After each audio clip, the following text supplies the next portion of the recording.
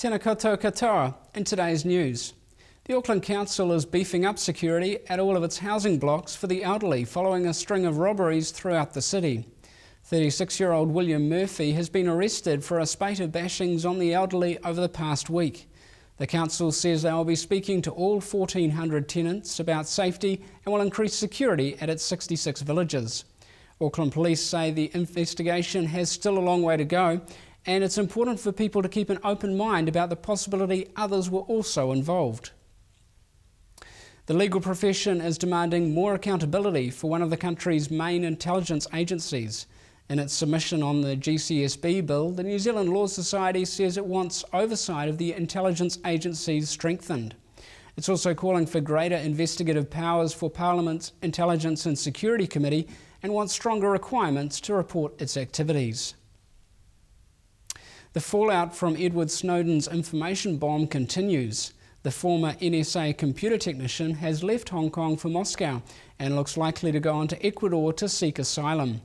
Hong Kong says the US didn't do the paperwork properly on his extradition request, but the Americans say every requirement was met. Julian Assange's WikiLeaks organisation is assisting Snowden to Ecuador via a safe route. Federated Farmers is calling for volunteers to assist Canterbury high country farms with snow raking. Farms all over Canterbury and Otago need help to find lost and stranded stock after last week's mammoth snow dump.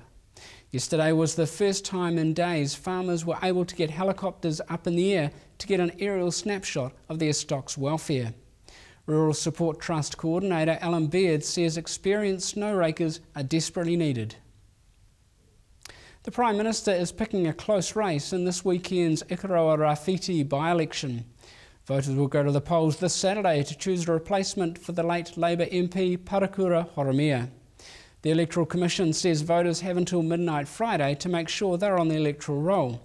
John Key is predicting voter turnout will be low.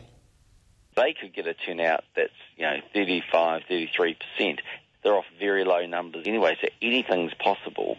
The remains of Māori warrior Hickey will be reburied at the end of August, although his final resting place has yet to be decided. The influential Ngāpuhi leader's remains were exhumed 2 years ago from a cave near Pakaraka in the far north, amidst fears the site would be developed. Descendant David Rankin says he'll be buried in Kaikohe on August 31st, but Māori tingakanga means the exact location has yet to be decided. Hickey and his family converted to Christianity and he became a lay preacher. The parents of a 14-month-old Northland toddler who died of meningococcal disease last year have decided to take action and help other parents understand the symptoms before it's too late. Last October, Cindy became unwell and was taken to an after-hours GP and passed away the following morning.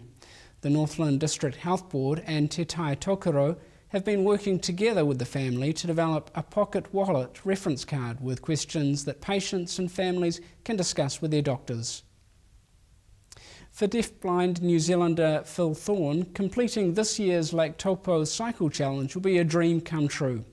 The 44-year-old father of two became deaf-blind in 2008 after contracting bacterial meningitis and spending nearly a month in a coma.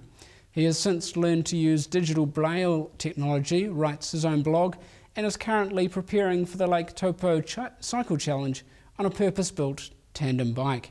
Phil Thorne says he wants to use this event to inspire others to not be limited by their circumstances. That's our news for today. Pō Mārie.